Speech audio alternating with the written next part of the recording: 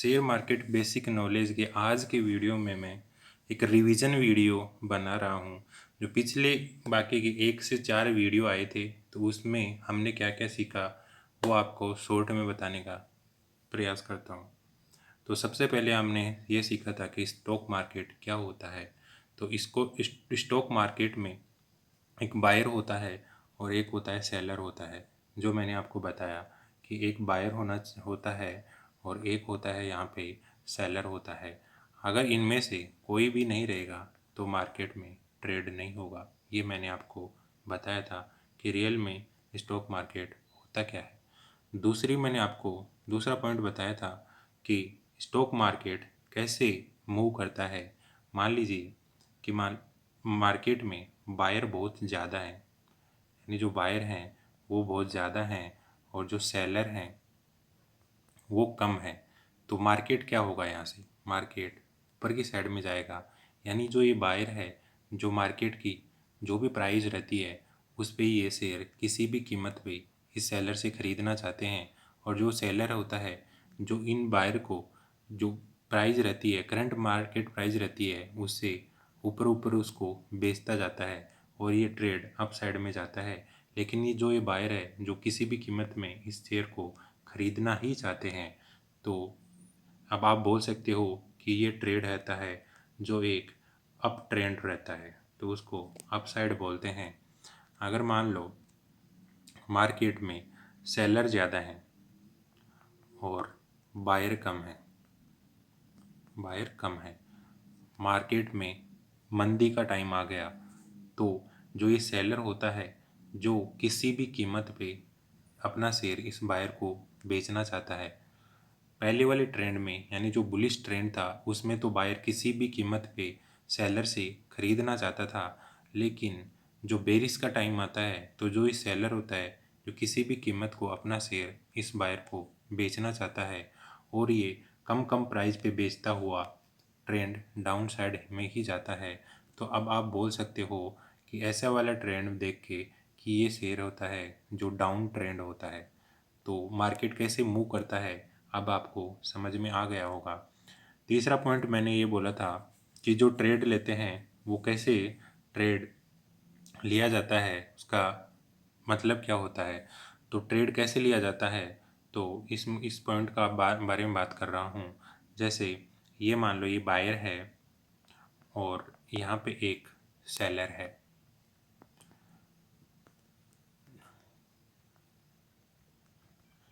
तो अब ये क्या करेगा, बायर इससे कोई शेयर खरीदेगा और जो ये सेलर है उसको ये अपना शेयर दे देगा। अब इन दोनों में होता क्या है, ये बायर इस सेलर को बोलता है कि मुझे ये अपना शेयर तू दे दे। तो सेलर क्या बोलेगा कि मुझे इस प्राइस पे, यानी ये सेलर जो जितनी प्राइस डिसाइड करेगा इस प्राइस पे अगर तू खरीदना चाहता है तो मैं अपना जो शेयर होता है जो तुझे दे दूंगा। तो इस हिसाब से जो बाइंग एंड सेलिंग मार्केट में होती है तो इस हिसाब से ट्रेड लिया जाता है। चौथा पॉइंट मैंने आपको बताया था कि एक बार आपके पास शेयर आ जाता है तो उसका क्या होता है। मान लो कोई भी ये कंपनी है, बी कंपनी है, अगर इन दोनों कंपनियों के आपने शेयर खरीदे हैं और आपके अभी होल्डिंग में आ गए हैं वो, तो आप क्या करो, आप क्या होगे, उसी इस कंपनी के आप एक शेयर होल्डर बन जाओगे, शेयर होल्डर बन जाओगे। और जितना भी एक कंपनी को प्रॉफिट और लॉस होता है वो आपको देती रहती है डिविडेंड के रूप में। जब प्रॉफिट होता है तो डिविडेंड वगैरह बांटती रहती है। तो आप जब कंपनी के शेयर होल्डर रहते हो तो कुछ हिस्सा इस कंपनी में आपका भी रहता है। जितनी शेयर होल्डिंग करोगे उसी हिसाब से आपका हिस्सा इस कंपनी में होता है। फिर एक आपको एक पॉइंट बताया था कि कितने टाइम के लिए आप होल्डिंग रखते हो। मान लीजिए आपके पास में कोई शेयर है और आप उसको होल्ड कर रखे हो, तो कितना टाइम होना चाहिए। तो ये टाइम फ्रेम के हिसाब से हम देखते हैं कि आपका नज़रिया शॉर्ट टर्म का था या फिर लॉन्ग टर्म का था। अगर आपने इस शेयर को शॉर्ट टर्म के लिए होल्डिंग रखे हो तो जितना आपका टारगेट होगा वो भी जायज़ ही है छोटा सा आपका टारगेट होगा और जब आपको टारगेट मिल जाता है तो आप इस शेयर को बेच दोगे। और जब आपका नज़रिया इस शेयर में लॉन्ग टर्म का रहता है तो आप जैसे 1 साल 2 साल उसके लिए आप इस कंपनी के शेयर होल्ड कर सकते हो और तब तक आप इस कंपनी के एक शेयर होल्डर के रूप में रहते हो। जब भी कंपनी को प्रॉफिट वगैरह रहता है, जो डिविडेंड रहता है, वो आपको टाइम टू टाइम कंपनी देती रहती है। अभी हम बात करते हैं कि आप कहाँ पे जब आप ट्रेडिंग करते हो तो आप इसमें कहाँ पे फिट होते हो। तो उसमें दो टाइप के ट्रेडर रहते हैं। शेयर मार्केट में की बात कर रहा हूँ। अगर आप शेयर मार्केट में ट्रेडिंग करते हो तो आप कौन से टाइप में फिट रहते हो। इसमें दो टाइप रहते हैं, एक तो ट्रेडर रहता है, एक होता है इन्वेस्टर। अब ट्रेडर क्या होता है और इन्वेस्टर क्या होता है, मैंने उस वीडियो में आपको अच्छे से एक्सप्लेन किया था। तो अभी मैं आपको बताता हूँ कि इसमें मैक्सिमम थ्री टाइप के ट्रेडर होते हैं।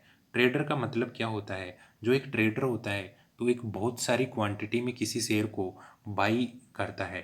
यानी जो ट्रेडर रहता है जो एक अच्छे मौके की तलाश करता है, जब भी उसको कोई ट्रेड एक अच्छा ट्रेड मिलता है तो उसमें उसकी बहुत सारी जो ये क्वांटिटी होती है, बहुत ज़्यादा क्वांटिटी लेता है और एक छोटे से टाइम के लिए वो अपना सौदा कट कर लेता है। यानी मान लो उसने अभी 2 या 3 लाख क्वांटिटी एक साथ बाई की है और उसके बाद में उसको थोड़ा सा ही टारगेट मिलता है और छोटे टाइम के लिए अपना प्रॉफिट लेके मार्केट से एग्जिट कर जाता है। तो ये रहता है ट्रेडर। और जो इन्वेस्टर रहता है, जो इन्वेस्टर क्या करता है, अपने शेयर को काफ़ी टाइम तक होल्डिंग रखता है और जब तक उसका टारगेट नहीं मिल जाता तब तक इस शेयर को होल्डिंग रखता है। लेकिन ट्रेडर क्या मिलता है, वो अपने टारगेट तक बैठा नहीं रहता, उसको जितना भी प्रॉफिट मिल रहा है ये प्रॉफिट लेके मार्केट से एग्जिट हो जाता है। ये रहता है ट्रेडर। और इन्वेस्टर वो रहता है कि जब तक उसको अपना टारगेट नहीं मिलता तब तक मार्केट में वो बना रहता है और उस कंपनी के वो शेयर होल्डिंग करता है। तो ये रहता है इन्वेस्टर एंड ट्रेडर। जो ट्रेडर में भी कितने टाइप रहते हैं, जो ट्रेडर में मेनली 3 टाइप यहाँ पे रहते हैं। एक तो डे ट्रेडर, एक स्कैल्पर और एक होता है स्विंग ट्रेडर। डे ट्रेडर का मतलब क्या होता है, जैसे मार्केट अपना इंडियन मार्केट 9:15 बजे ओपन होता है और 3:30 बजे क्लोज होता है। तो ये क्या करता है, जो डे ट्रेडर रहता है इन टाइम फ्रेम के बीच में यानी 9:15 से लेके 3:30 बजे के बीच में कोई एक ऐसे मौके की तलाश करेगा जहाँ पे उसके अकॉर्डिंग जो शेयर चल रहा होता है। और अगर मान लो उसको एक अच्छा मौका मिल गया तो अब क्या करेगा, वो उसमें एंट्री ले लेगा और एक छोटे से प्रॉफिट लेके बाहर एग्जिट भी जल्दी ही हो जाएगा। वो होगा डे ट्रेडर। अब भी मैं बात करता हूँ स्काल्पर क्या रहता है, वो एक कैंडल पे काम करता है। जैसे मान लो अभी कोई ट्रेड अप ट्रेंड में है तो अभी यहाँ पे ग्रीन कैंडल बन रही है। अब इसको यहाँ पे कंफर्म हो जाता है, ट्रेडर को कंफर्म हो जाता है कि ये शेयर अब यहाँ से अप साइड में जाएगा। अब ये क्या करेगा, इस जो ये कैंडल बनती है यहाँ पे ये एंट्री ले लेगा और जो कैंडल की क्लोजिंग रहती है यहाँ पे ये एग्जिट कर जाएगा। तो उसको बोलते हैं हम स्काल्पर। फिर नेक्स्ट ट्रेडर के टाइप में बात करते हैं स्विंग ट्रेडर। स्विंग ट्रेडर का मतलब क्या होता है, जैसे कि आप जानते हो मार्केट हमेशा ऐसे अप साइड में जाता है और ऐसे ही मार्केट जो डाउन साइड में भी ऐसे ही एक स्विंग बना के आते हैं। तो आप स्विंग किसको बोलोगे, जैसे ये बन रही है, वे एक स्विंग बना लिया, यहाँ पे एक उसने स्विंग बनाया, यहाँ पे स्विंग बनाया। तो अभी अभी जो स्विंग ट्रेडर क्या करता है, सॉरी, जो स्विंग ट्रेडर क्या करता है, जैसे कि मान लो कि अभी ये स्विंग बन रही है तो इसने ये स्विंग देख के ट्रेड करेगा। जैसे उसने अभी ये यहाँ से जाके अब इस टाइम ऊपर जाने वाली होती है तो यहाँ पे ये एंट्री ले लेगा और इस स्विंग के हाई पे जो हाई रहता है यहाँ पे क्या कर देगा, एग्जिट कर जाएगा। तो उसको एक स्विंग ट्रेडिंग बोलते हैं। उसमें टाइम 1 डे या फिर 1 वीक भी हो सकता है। अभी मैं आपके बारे में बात करूंगा इन्वेस्टर के बारे में कि कितने टाइप के इन्वेस्टर रहते हैं। तो मैक्सिमम 2 टाइप के इन्वेस्टर रहते हैं, एक तो होता है ग्रोथ इन्वेस्टर, एक होता है वैल्यू इन्वेस्टर। ग्रोथ इन्वेस्टर का मतलब क्या होता है कि कोई भी इन्वेस्टर होता है जो क्या करेगा, किसी भी कंपनी का, मान ली कि ये कंपनी है, उसके बारे में ये रिसर्च करेगा और ये अभी इस कंपनी में कुछ एक अच्छा एग्रीमेंट वगैरह हुआ है और इसकी बैलेंस शीट भी काफ़ी अच्छी है और अभी ये कंपनी काफ़ी अच्छी ग्रोइंग करने वाली है, तो इस कंपनी में क्या करेगा, ये इन्वेस्ट करेगा और आने वाले फ्यूचर में भी ये अच्छा ग्रो करेगी, तो फिर ये इसमें इन्वेस्टमेंट कर देगा, तो उसको बोलते हैं ग्रोथ इन्वेस्टर। दूसरा मैं आपको बताता हूँ यहाँ पे वैल्यू इन्वेस्टर। वैल्यू क्या मतलब क्या होता है, किसी भी कंपनी का मूल्य।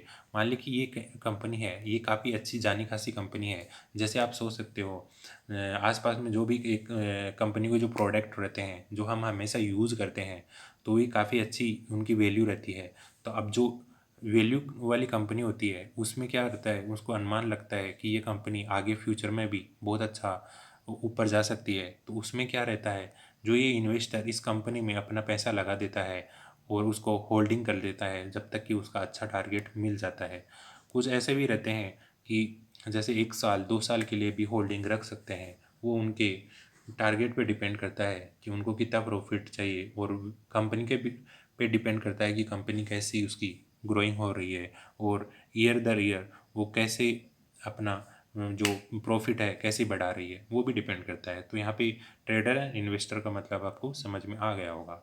अब नेक्स्ट बात करते हैं हम। नेक्स्ट वीडियो में हमने बात किया था कि जो स्टॉक मार्केट होता है उसमें जो इंडेक्स होता है उसका मतलब क्या होता है। तो मैंने आपको ये बताया था कि S&P जो उसमें जो BSE रहता है, जो सेंसेक्स उसको रिप्रेजेंट करता है।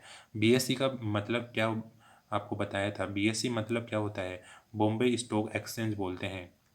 और जो NSE होता है, NSE उसको जो CNX होता है वो रिप्रेजेंट करता है। NSE का मतलब होता है नेशनल स्टॉक एक्सचेंज।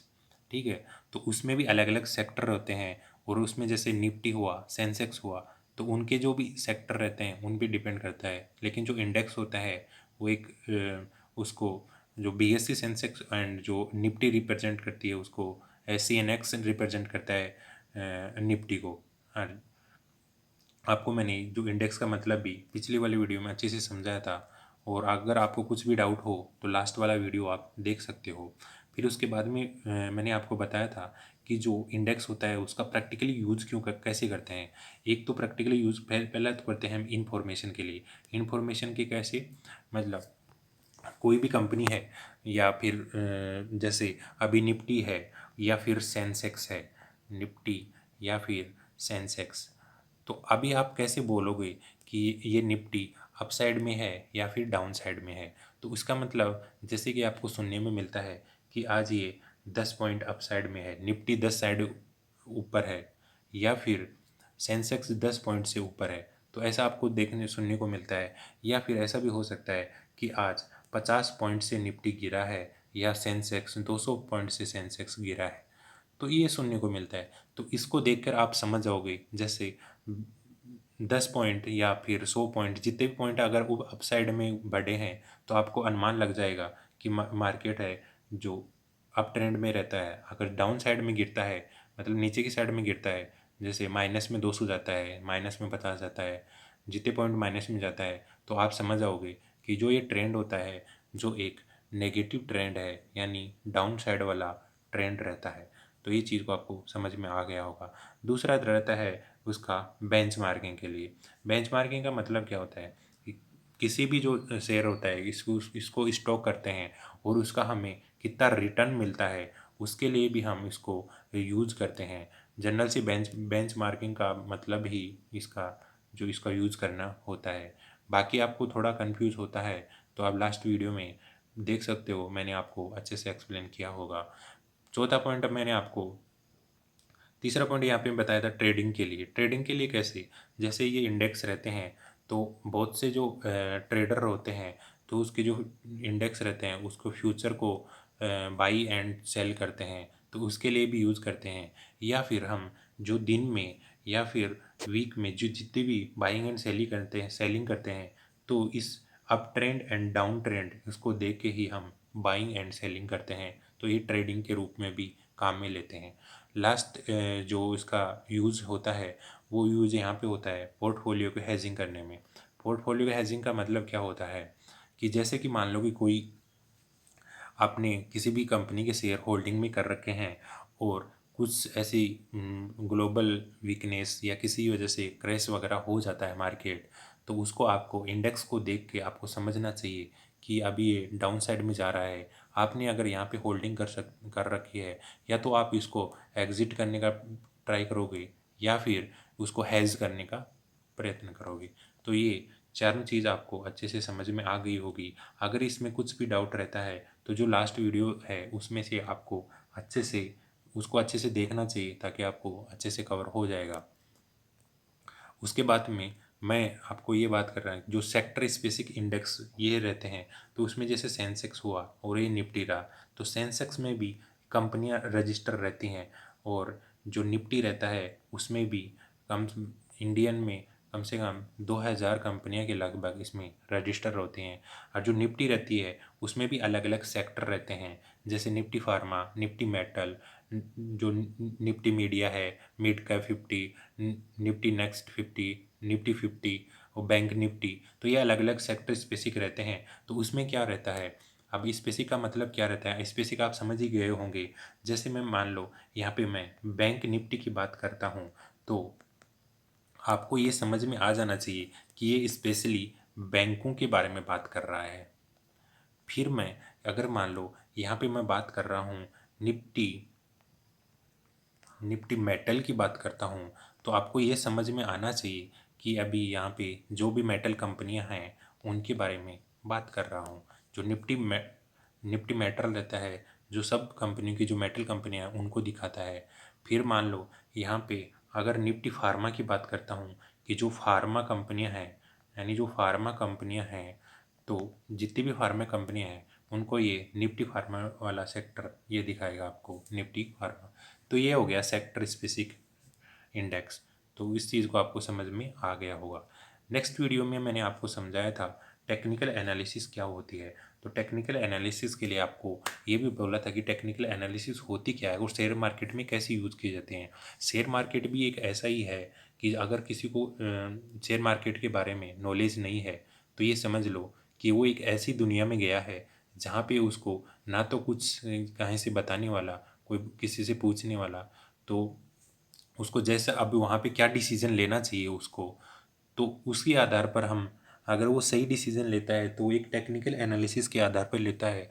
उसमें मैंने पिछले वीडियो में आपको अच्छे से एग्जांपल देके बताया था कि मान लो आप किसी कंट्री में जाते हो और वहाँ पे आपकी भाषा भी नहीं जानते लोग, और आप लोगों को भी नहीं जानते, तो अभी क्या करोगे आप वहाँ पे, खाना खाना या फिर शॉपिंग वगैरह करना। तो उनमें जो भी आप डिसीजन लोगे, तो उसमें आपको मैंने ये बताया था वहाँ पे दो आपके पास विकल्प रहते हैं। या तो आप क्या करते हो, हर एक जो रेस्टोरेंट रहती है वहाँ पे जाके टेस्ट करते हो, और जो आपके लिए अच्छा रहता है वो मन पसंदीदा खाना खाते हो। या फिर दूसरा ऑप्शन ये रहता है कि मार्केट में समय की बचत करने के लिए, मार्केट में जितनी ज़्यादा भीड़ रहती है, वहाँ पे जिस रेस्टोरेंट पे ज़्यादा भीड़ रहेगी वहाँ पे जाके आप खाना खाओगे। तो लेकिन जो हर एक टाइम वो सही भी नहीं रहती, जो भीड़ रहती है वो सही खाना खा रही हो। तो ऐसा एग्जांपल लेके मैंने आपको एक्सप्लेन किया था।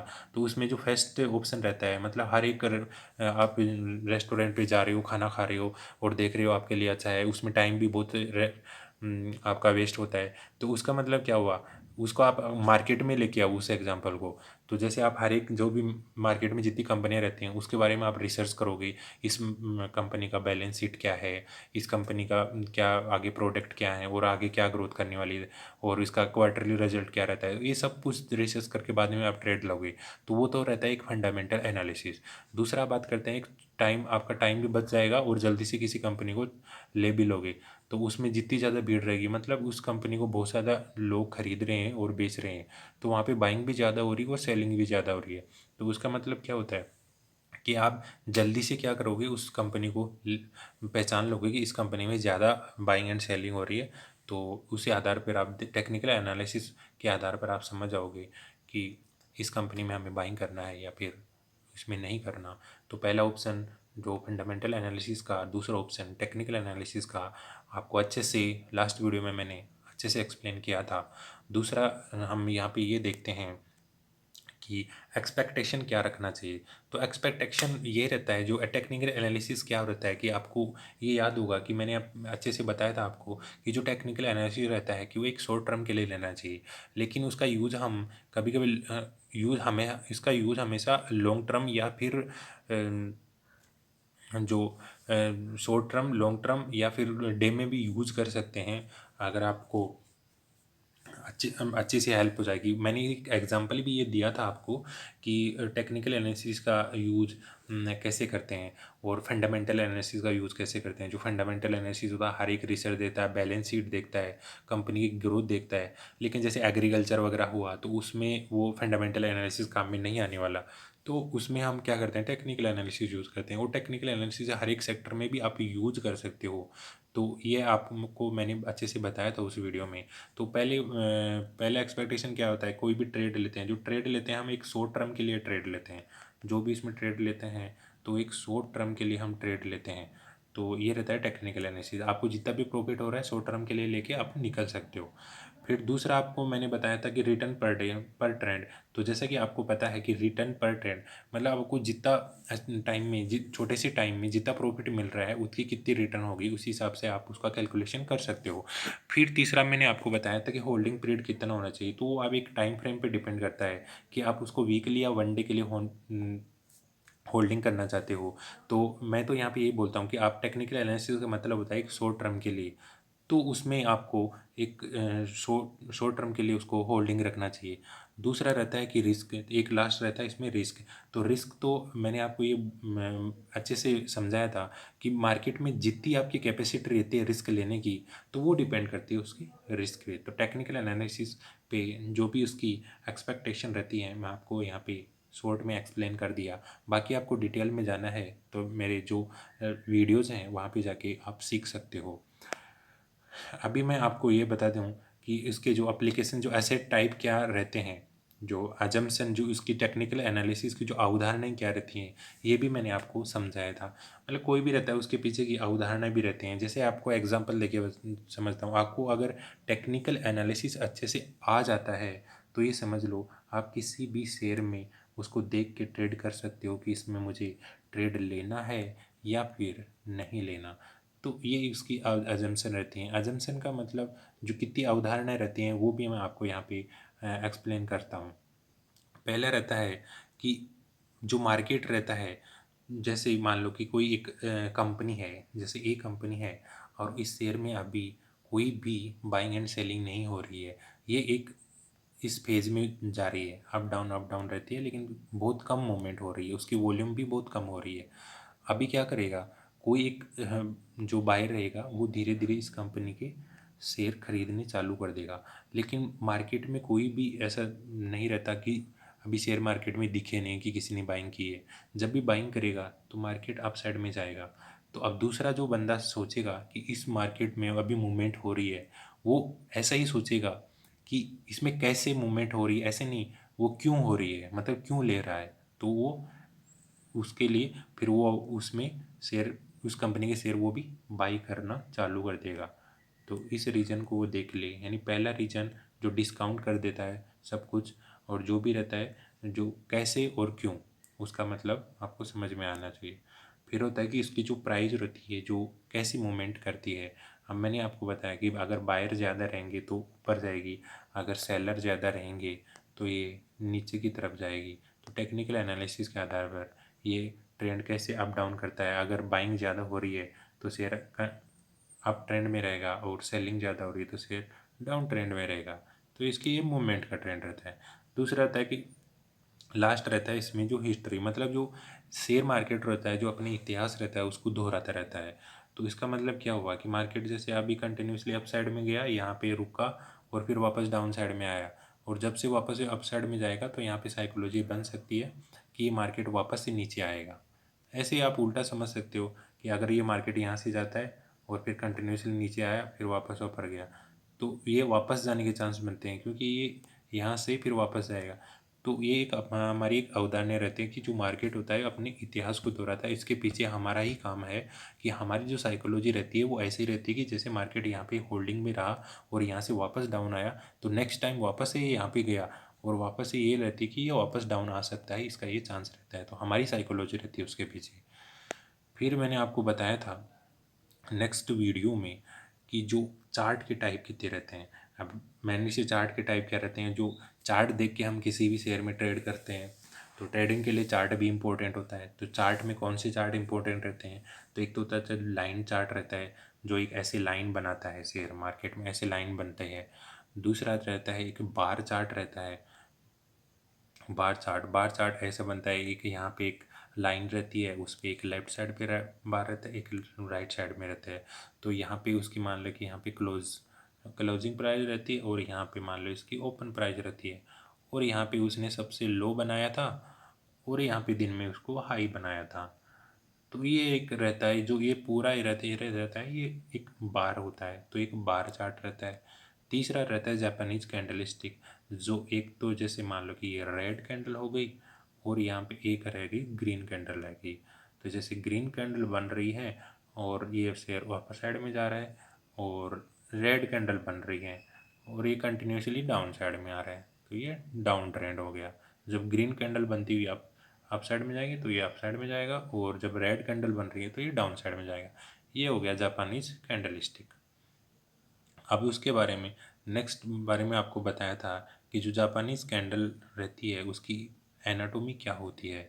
तो अभी मैंने आपको बताया, तो ये कैंडल रहती है, ये जापानीज कैंडल स्टिक रहती है। तो इसकी एनाटोमी क्या रहती है, जो आपको ये वाला पार्ट दिख रहा है, ये वाला पार्ट इसका बॉडी रहता है, उसको बॉडी बोलते हैं। ये वाला ऊपर वाला पार्ट होता है, उसको बोलते हैं अपर शेडो बोलते हैं, और नीचे वाला ये पार्ट है उसको बोलते हैं हम लोअर शेडो बोलते हैं। ठीक है, ये चीज़ आपको समझ में आ गई होगी। फिर इसका मतलब क्या हुआ, ये यहाँ पे इसने ओपन हुआ है, और ये कैंडल है यहाँ तक ऐसे नीचे गई, और फिर उसके बाद में ये यहाँ पे बायर आ गई, यानी बुलिश हो गई, और फिर ये अप साइड में गई, और यहाँ पे उसने हाई बना दिया, और उसके बाद में कुछ सेलर आए और उसको वापस नीचे लेके आ गए, तो यहाँ पे उसने क्लोज हो गई दिन में। तो दिन के लास्ट टाइम में ये यहाँ पे जाके क्लोज हो गई। तो इस वाली कैंडल को देख के लगता है ये वाली कैंडल होती है, जो ये एक बुलिश कैंडल होती है। अभी मैं बात करता हूँ दूसरी कैंडल की, जो एक रेड कलर की दिख रही है, तो उसको हम बेरिश कैंडल बोलते हैं। और बेरिश कैंडल में क्या होता है कि ये मॉर्निंग के टाइम में क्या होता है, ये कैंडल यहाँ पे ओपन होती है, ठीक है, और फिर उसके बाद में उसने हाई बनाता है यहाँ पे। लेकिन क्या हो रहता है, मार्केट में सेलर बहुत ज़्यादा रहते हैं, तो बायर को ऊपर नहीं जाने देते, तो ये क्या करते हैं, वापस उसको नीचे लेके आते हैं, और यहाँ पे आके सबसे लो यहाँ पे बना देते हैं। और फिर जब मार्केट बंद होने लगता है, तो कुछ बायर आते हैं और उसको वापस से अप साइड में लेके जाने का ट्राई करते हैं, और यहाँ पे जाके ये क्लोज हो जाती है। तो इसको बोलते हैं हम बेरिश कैंडल। अब नेक्स्ट वीडियो में मैं जो कैंडल स्टिक पैटर्न के बारे में बात कर रहा हूँ, तो वो अभी कंटिन्यू है, और तब जो आने वाले वीडियो हैं वो कंटिन्यू देखते रहो। और जो अभी जो एक शॉर्ट में आपको मैंने बताया मार्केट के बारे में, उसको भी आप अच्छे से आप रिवीजन कर लो। और जितने कैंडल स्टिक पैटर्न हैं वो भी मैं नेक्स्ट आने वाले रिवीजन में लेने वाला हूँ, क्योंकि अभी कैंडल स्टिक हमारा पैटर्न है वो कंप्लीट नहीं हुआ है। जब कंप्लीट हो जाएगा तो कैंडल स्टिक पैटर्न के बारे में पूरा का पूरा एक रिवीजन वीडियो वापस से डाल दूंगा, ताकि आप जल्दी से आप याद कर लो। बाकी बेसिक मार्केट नॉलेज के बारे में मैंने आपको इस वीडियो में रिवीजन करवा दिया है। बाकी अगर आप डिटेल में जाना चाहते हो तो आप क्या करो, जो पिछली वाली वीडियो हैं उनको अच्छे से वॉचिंग करो। कुछ भी आपको प्रॉब्लम आती है तो मुझे कमेंट करके बोल सकते हो कि ये प्रॉब्लम आ रही है। आने वाले वीडियो में मैं उस आपकी जो भी प्रॉब्लम है उसको समझाने का प्रयास करूँगा। और अपना जो चैनल है उसमें हर एक स्टेप बाय स्टेप जो शेयर मार्केटिंग की जो बेसिक नॉलेज के बारे में हर चीज़ है उसके बारे में मैं आपको अपलोड कर रहा हूँ, और आप धीरे धीरे लर्निंग करोगे। और ये वीडियो अच्छे से वॉचिंग करो, अगर समझ में नहीं आता बार बार वॉचिंग करो। और जो वीडियो रहता है हमारा जो वीडियो रहता है, तो ये मिनिमम 20 to 30 मिनट का वीडियो रहता है। अब लोगों को ये थोड़ा सा लंबा लगेगा, लेकिन मार्केट का टाइम रहता है वो 6 आवर मार्केट का टाइम रहता है। तो अगर आपको सीखना है तो 30 मिनट भी तो देना ही पड़ेगा, तभी आप सीख सकते हो। बिना सीखे हुए अगर मार्केट में एंट्री होते हो, किसी की टिप से लेके एंट्री होते हो, तो कब तक वो प्रॉफिट एंड लॉस करते रहोगे। तो इससे अच्छा है कि आप मार्केट को अच्छे से सीखो। अगर कुछ भी प्रॉब्लम आ रहे हैं तो मुझे कमेंट करके बोल सकते हो, मैं आगे आपको आने वाले वीडियो में उसका प्रॉब्लम सॉल्व कर दूंगा। तो अभी यही है। और जो भी जितने भी नए अभी व्यूअर हैं, तो टेलीग्राम चैनल का जो लिंक है मैं डिस्क्रिप्शन में डाल रहा हूँ, आप वहाँ पे आके ज्वाइन हो सकते हो, ताकि जो भी नए आने वाले जो वीडियो हैं उसके बारे में आपको पता चल सके, और जो भी आपकी जो डाउट्स हैं मैं आपको वहाँ पे क्लियर कर सकता हूँ। तो अभी के लिए इतना ही। आने वाले वीडियो में जो कैंडलस्टिक पैटर्न के जो जितने भी वीडियो मैंने डाले हैं उनका एक रिवीजन वीडियो डालने वाला हूँ। तो तब तक के लिए आप बने रहो। और जितना भी आज तक आपने सीखा है मैंने इस वीडियो में जो शेयर मार्केट की बेसिक नॉलेज में जो डाल दिया हूँ, और आप एक नोट करके भी चल सकते हो और उनको अच्छे से याद कर सकते हो। लेकिन अगर बार बार आप वीडियो देखोगे तो आपको अच्छे से लर्न हो जाएगा। प्रॉब्लम ये है कि आप देखते नहीं हो, स्किप करोगे तो आपको ही प्रॉब्लम होगा। और वीडियो को लाइक करते जाओ और उसमें कमेंट करते जाओ, ताकि मुझे पता चले कि आप देख रहे हो और सीख रहे हो। ये आपके लिए ही है। और शेयर मार्केट में जो बेसिक नॉलेज ज़रूरी है, बिना नॉलेज के आप मार्केट में एंटर होंगे तो कभी प्रॉफिट होगा, कभी लॉस होगा तो इतना होगा, तो फिर आप कभी ट्रेडिंग भी नहीं कर पाओगे। तो थोड़ा सा सीरियस होकर काम करो, आपको अच्छा ही लगेगा।